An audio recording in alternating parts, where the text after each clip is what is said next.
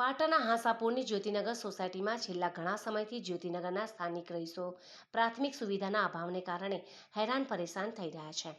ત્યારે જ્યોતિનગર સોસાયટી હાંસાપુર ગ્રામ પંચાયતમાં સમાવિષ્ટ હતી, જ્યારે જ્યોતિનગર સોસાયટીના મકાનોનું બાંધકામ સને 1991થી શરૂ થયું હતું, જ્યારે હાંસાપુર ગ્રામ પંચાયત દ્વારા પણ જ્યોતિનગર સોસાયટીના રહીશોને કોઈપણ પ્રકારની માળખાકીય સુવિધાઓ આપવામાં આવી નથી। જ્યારે રાજ્ય સરકારના જાહેરનામામાંથી વર્ષ 2016થી જ્યોતિનગર સોસાયટીને ઓજી વિસ્તાર પાટણ નગરપાલિકામાં સમાવેશ કરાયેલો છે,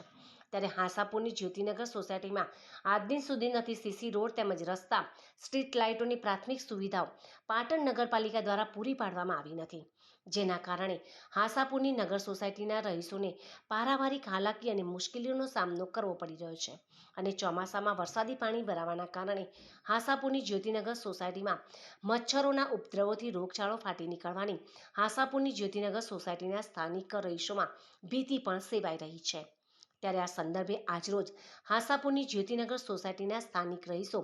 વિવિધ માંગણીઓના અનુસંધાનમાં પાટણ નગરપાલિકાના પ્રમુખ હિરલબહેન પરમારને આવેદનપત્ર આપવા પહોંચ્યા હતા અને પાટણ નગરપાલિકાની ગ્રાન્ટમાંથી હાંસાપુરની જ્યોતિનગર સોસાયટીમાં સીસી રોડ, રસ્તા તેમજ સ્ટ્રીટ લાઇટો સહિત વરસાદી પાણીના સત્વરે નિરાકરણ માટે પાટણ નગરપાલિકાના પ્રમુખ હિરલબહેન પરમારને આવેદનપત્ર આપીને માંગ કરી હતી।